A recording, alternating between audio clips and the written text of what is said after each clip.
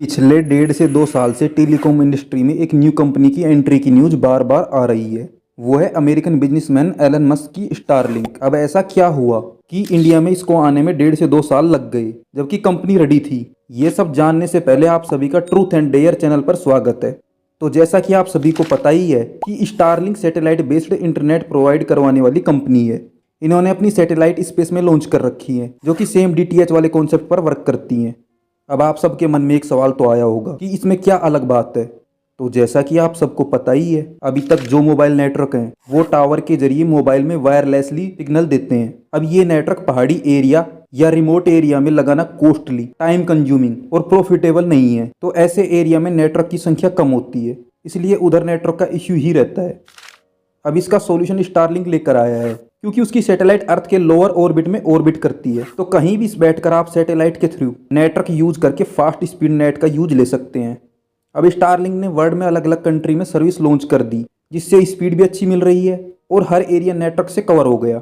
अब स्टारलिंक ने इंडिया के मार्केट में कदम रखा और इसने एडवांस बुकिंग चालू कर दी और लोगों ने न्यू टेक्नोलॉजी को देखते हुए बुकिंग भी कर दी। फिर स्टारलिंक को एक झटका लगा इंडियन टेलीकॉम डिपार्टमेंट के द्वारा। उन्होंने स्टारलिंक की बुकिंग क्लोज करवा दी और सारा बुकिंग अमाउंट भी रिफंड करवा दिया।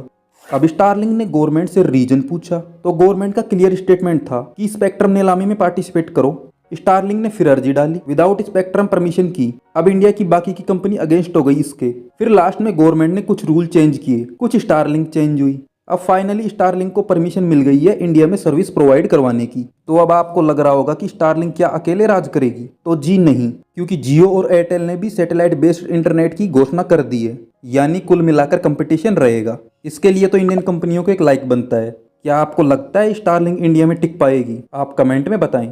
अब जैसा कि आप सभी के मन में होगा कि प्लान की प्राइस क्या होगी, तो बुकिंग के टाइम इन्होंने 849 रुपये पर मंथ प्राइस रखी थी। तो लगभग क्लियर ही है, यही रहने वाली है। अब डिसाइड आपको करना है आपको लेनी है या नहीं। मेरा ओपिनियन तो ये कहता है कि आप अभी वेट करो थोड़ा, इसको लॉन्च होने के बाद रिव्यू करने दो, ताकि पता चले कि फाइबर और सैटेलाइट बेस्ड इंटरनेट में क्या डिफरेंस है। फाइबर और एयर फाइबर के बीच के डिफरेंस जानने के लिए आप हमारा रिलेटेड वीडियो देखें।